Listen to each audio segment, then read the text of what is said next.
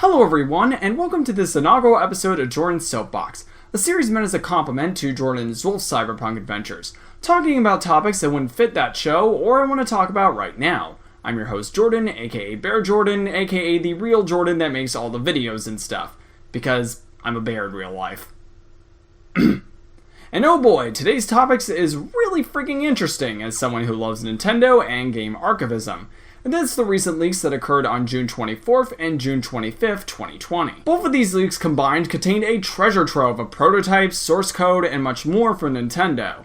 These leaks originate from a website called 4chan, a site that's kind of known for being the Mos Eisley cantina of the internet, with it being unknown how and who leaked this information as of this recording. Regardless, there is two things that I can confidently say about these leaks. One, that these were almost absolutely not authorized to be released by Nintendo. The stuff within them just was never meant to be seen by the public. Two, these are the real deal, and they are not elaborate fakes. Researching this led me to conclude that they are too good to simply be fakes. Not to mention a tweet by the lead designer of 4 Star Fox titles, Dylan Cuthbert, who found a screenshot purported to be from the leak that he recognized as a tool he made to learn C++ for Star Fox 2. So this leak is most likely unauthorized, and it's real. So, what does that mean? Honestly, I am conflicted about this. On one hand, the leaks are obviously exciting and interesting from a historical preservationist standpoint.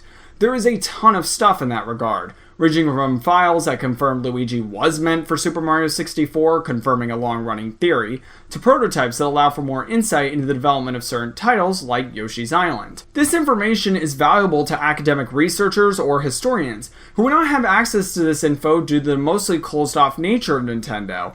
It does not have an accessible archive either online or in person, which admittedly is a lot of gaming companies, but the lack of one allowed these leaks to make the splash that it did. It also does not help that Nintendo has had a strict stance on their copyright and trademarks, which has issues for historians preservationists, including myself. There are no excuses for these leaks, I'll get into that in a moment, but the environment that Nintendo has created made it right for something like this to happen. Regardless of what they do now, these leaks are considered like gold and now in the hands of the internet, for better or worse. However, continuing the metaphor, these leaks might be gold, but are ones that were stolen from a cursed burial site that it should never have been taken from. I want all this stuff to be archived and preserved for future generations, but not for material that was taken illegally. While the historical value of these discoveries and secrets are undeniable and would not be accessible otherwise, they are still stolen material, and while lacking personal legal expertise, it may have legal ramifications for the leakers, those who are using the files, and heck, even those who are currently displaying them online. It might even make Nintendo more strict on its copyright trademarks than it already has been, making the tug of war between Nintendo and the archivist preservation community even more difficult. On top of that, some of the stuff in the leak had personal information, including a diary, calendar, and private conversations. Yeah, that isn't nice. In conclusion, these leaks are like Pandora's box. Something that should not have been opened but is, and will remain so regardless of the actions or inactions of Nintendo. I want to make two different conclusions to this video. One addressed to Nintendo, and the other to folks that are accessing these files.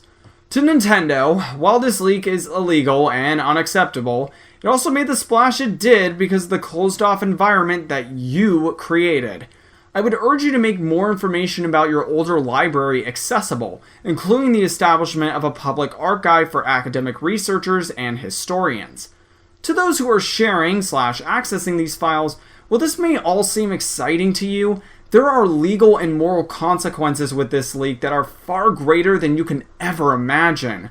It creates a more difficult environment for historians and archivists to work with Nintendo, and it might affect other companies as well. Well, that's it for this episode of Jordan's Soapbox. If there's any more updates on this, I will likely make more videos about it in the future.